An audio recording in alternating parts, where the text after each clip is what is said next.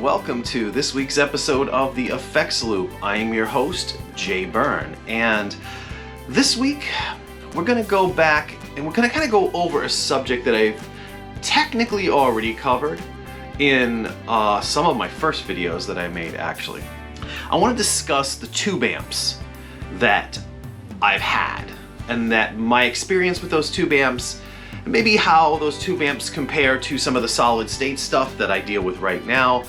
I mean, I can't do direct comparisons because I don't have those amps anymore, but I can give you my honest opinion, and I can show you some examples. Some of those amps were recorded in some of my songs, so I can actually use the songs as an example of at least what those amps sounded like, properly recorded and mastered.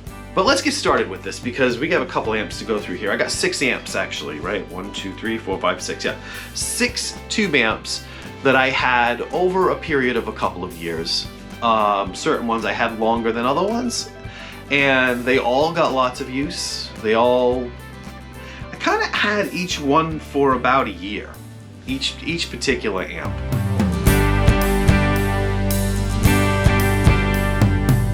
The first tube amp I ever had any experience with, and honestly I didn't even really think about it as a tube amp. To me it was a small practice amp.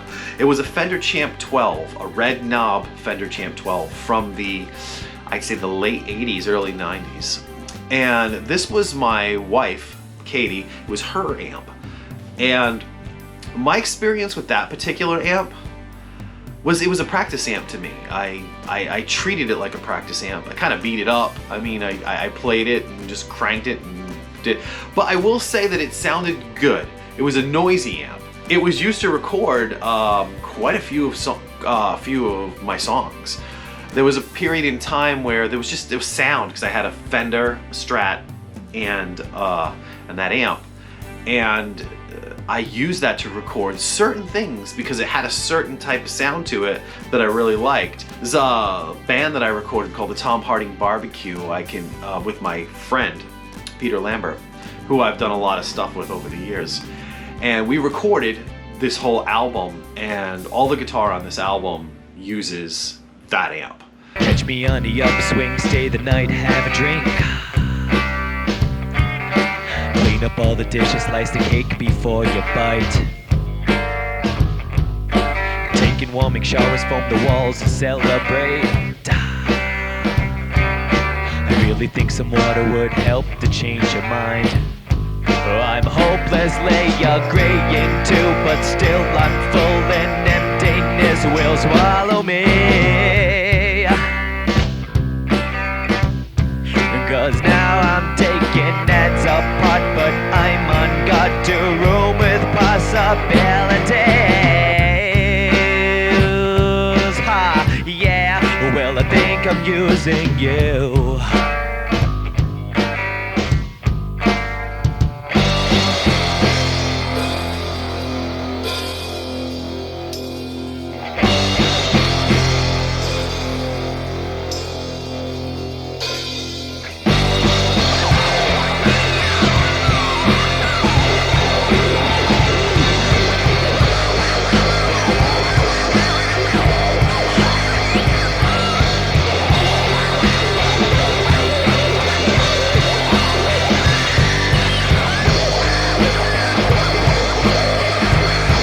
So now I'm cutting up the mess I deal with. Stress will not confess you're explorating.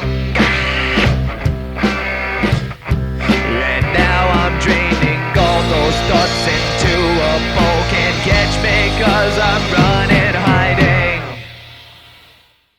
But I think the Tom Harding Barbecue really shows off what that amp could sound like if you cranked it and used a distortion. Like what you got out of the amp, which was pretty impressive, and I can see how, not specifically those red knobs, but there were artists like Joe Walsh from the Eagles. Like, I've heard he actually used a Champ to record a bunch of stuff, and my experience with that amp was it was a practice amp. It wasn't, it had a little trouble, it was loud, but it had a little trouble with the full band. Like you had to crank that sucker, and you weren't getting any clean out of it at that volume. It did have gain, so you could actually crank up the gain and just turn up the amp, and you got a really nice kind of Aerosmithy distortion out of the amp.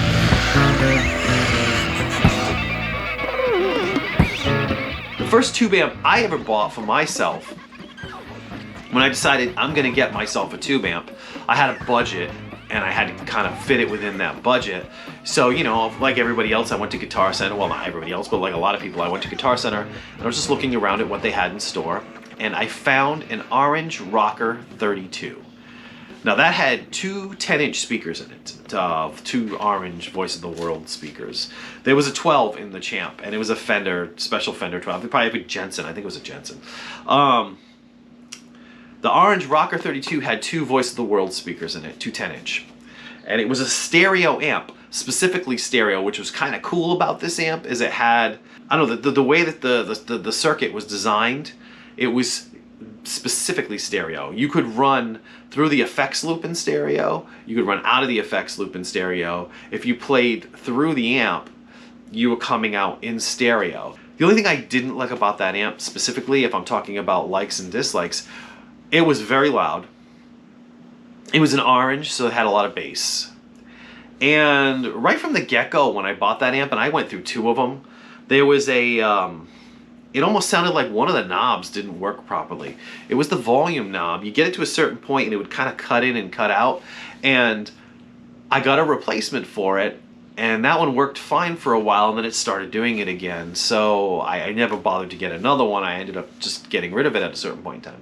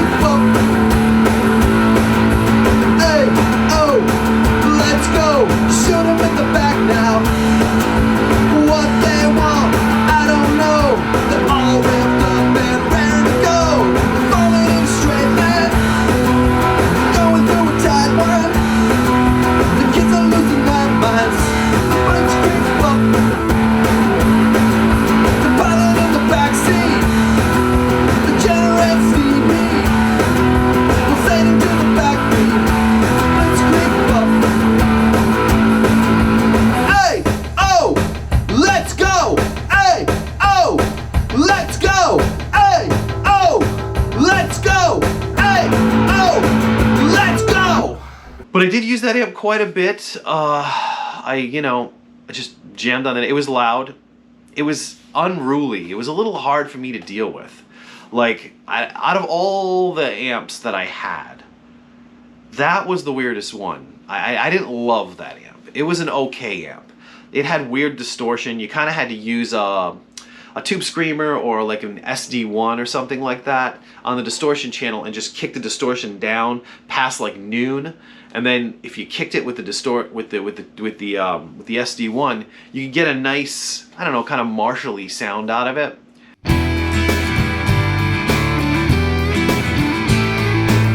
Now let's go to the next one that I had. was a Marshall DSL-40 CR. I had the CR, which was the newer version, the most current version. And I gotta say, as far as Marshalls are concerned, it's a great Marshall. I mean, that's the Hot Rod Deluxe of Marshalls. I mean, you can use that amp to play virtually anything. It had multiple gain stages. It had kind of like a JCM 800, the classic channel. It was kind of like JCM 800, and you could boost that. And it also had like a gain, ultra gain, and like a super gain channel. It had 3, if I can remember correctly. And yeah, I mean, that final gain channel was like super duper distortion, and I don't think I ever really used that much. I used the classic channel the most. And if you kick that with a tube screamer, it sounded really nice. And at low volumes, it was very fizzy. You kind of had to really, I actually learned how to bias that amp. I bought like a multimeter, and I ended up biasing that amp myself to kind of dial out some of the fizz, because if you bias it, I would say it was hotter, because they come kind of biased, kind of cold. But if you biased it a little bit hotter, you know, within the proper range, you could get close to the top range of the biasing, and it would smooth out the sound a little bit. It came with a V-type speaker, a Celestion V-type, which I gotta say, I haven't been a big fan. I'm not a big fan of the V-types. I'm more a greenback or even a vintage 30. But see, then again, I feel like a vintage 30 needs to be kind of blended with another speaker so that it's not so harsh. You get a greenback and a vintage 30, and that's a really nice combination right there. The only problem that those amps have is they have this inherent issue with the switching. I think because of the switching is kind of cheaply made. The foot switch will, on a lot of them, tends to cause problems after a while, and they don't channel switch right. They're kind of noisy when they channel switch.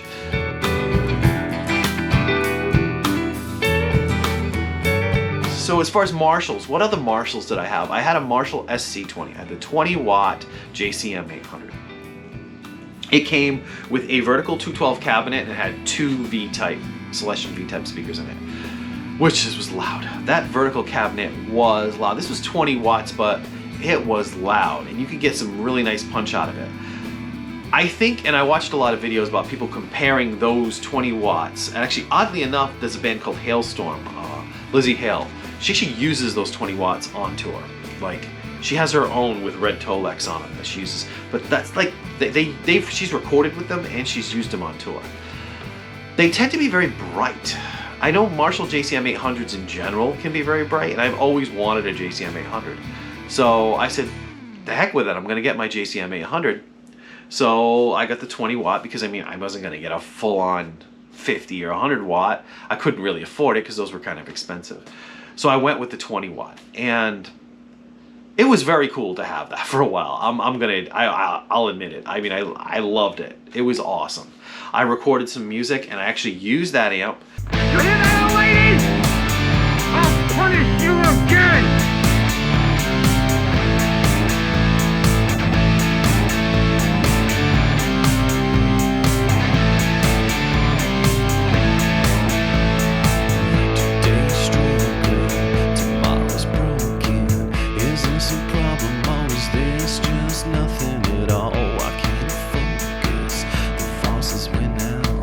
Donnie's a problem and he just ain't sane anymore. Fire so hot that she's wearing nothing. Chained to the ceiling, close the door, he puts a mask on his face. He may be crazy, but he just don't care anymore. While he's sleeping, shut your mouth, will burn the smile off your face.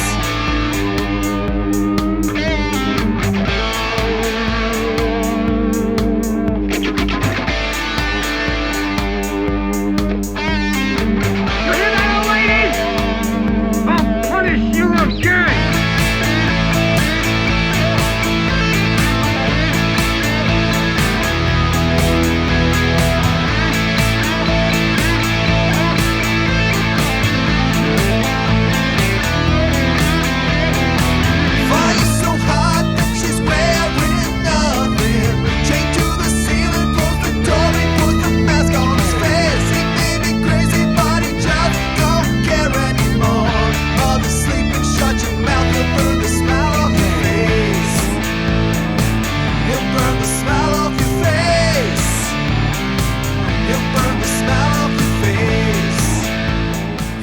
actually has what this sounded like recorded in it, and I gotta say, it sounded pretty good.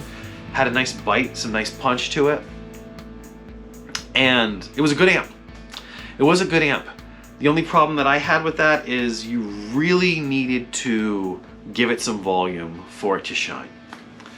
And I went through a couple different cabs with it, actually. I ended up getting a 112 with a greenback at one point, and I had a 212 that had a greenback and a vintage 30, which sounded really nice, but yet again, it was just so loud. These tube amps, they're so loud to deal with, especially in a small apartment type setting like this, or if you've got some hearing issues like I do. They can get so loud, it's hard to deal with. And but what I did like about, I mean, it sounded great. I mean, you could get that sound, man, that 80s, that punch.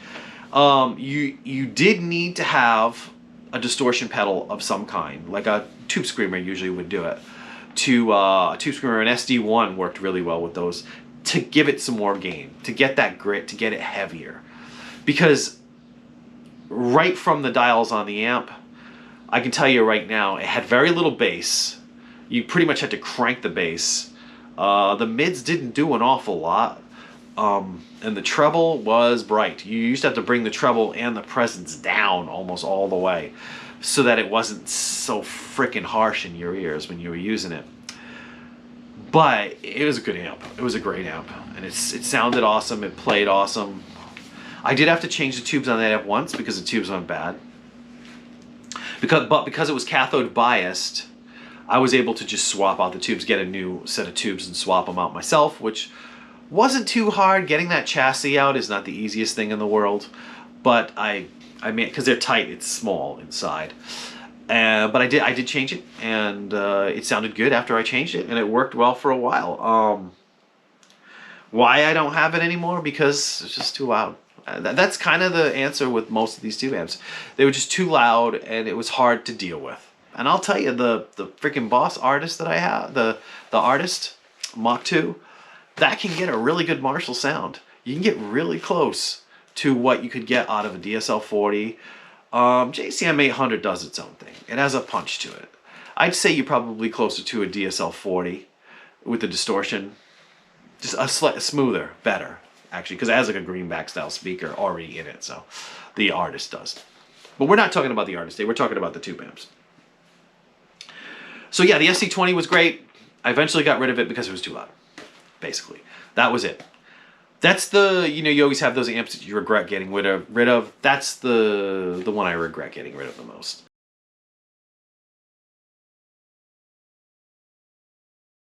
All right, so let's get to the Fender Deluxe Reverb.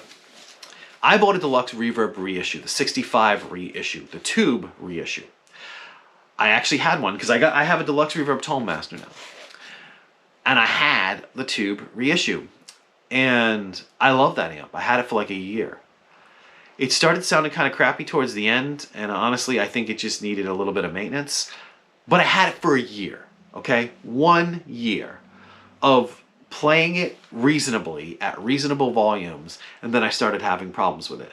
That's where my issue lied.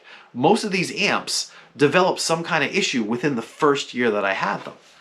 Now maybe that experience is different for a lot of people that have had tube amps, vintage tube amps and whatnot that I've had for years, and those things have actually held up. But I think a lot of the modern stuff for 1,000 and under, there's a lot of maintenance that needs to be done on those amps because they have problems quick. I mean, within the first 1 to 2 years. But I love the Deluxe Reverb. I love that amp. It was a great amp. It took pedals really well, and it could be like your only amp with pedals. Use some amp in a box pedals, and it would actually be pretty cool, I think. But I can say, and I said this in my Fender Deluxe Reverb Tone Master video, I can honestly say that Deluxe Reverb Tone Master gets very close to the reissue that I had. Does it sound like a vintage 65? I don't know. I've never had that, and I never will have that. I've never even played through one of those, I don't think. I mean, maybe at once in a club as a backline amp, but I don't remember what it sounded like. I mean, I was running distortion pedals through it at the time.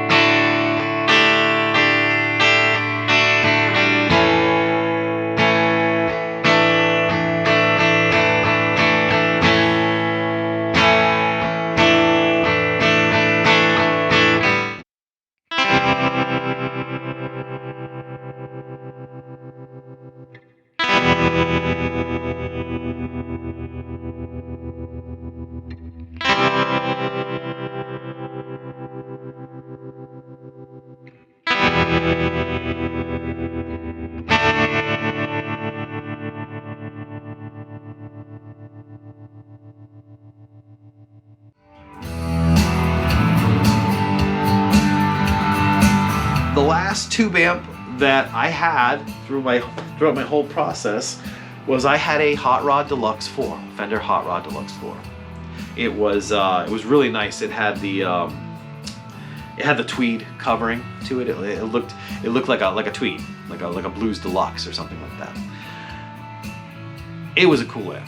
It was a very cool amp. That came stock with a Celestion V type speaker, and I never bonded with that speaker. It was harsh. It didn't go well with the distortion. Although I didn't mind the distortion in the Fender Hot Rod Deluxe. A lot of people have issues with Fender Hot Rod Deluxe distortion. I didn't really have a problem with it. I thought it was fine, actually. With the right speaker, it was good. I ended up getting a creamback, a Celestion creamback, and putting the creamback in there, and the thing sounded awesome with the creamback. I will say that.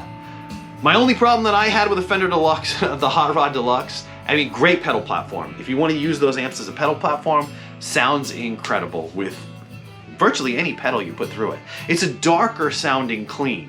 It's not a blackface clean like a Fender Deluxe or anything like that, with that bright crystalline kind of like top end to it. It's darker, it's more subdued, it's warmer, I guess you could say. And yeah, it sounded great, but holy moly is that amp loud. Literally on like 1 or 2, it's blowing you out of the room. The taper on the volume of those Hot Rod Deluxes is brutal, let me just tell you. I mean, you get it to like 2 and it's just nuts sounding. But yes, that was the last tube amp that I had, and it was a good tube amp, and if you needed a good pedal platform and you could play it loud, there you go, it's awesome. Anyway, if you like this kind of content, like, subscribe, let me know what you think about the video and everything I've said, leave some comments, hit that notification bell, and yeah, I'm Jay Byrne, this has been the Effects Loop, and I hope you enjoyed this. See you next time.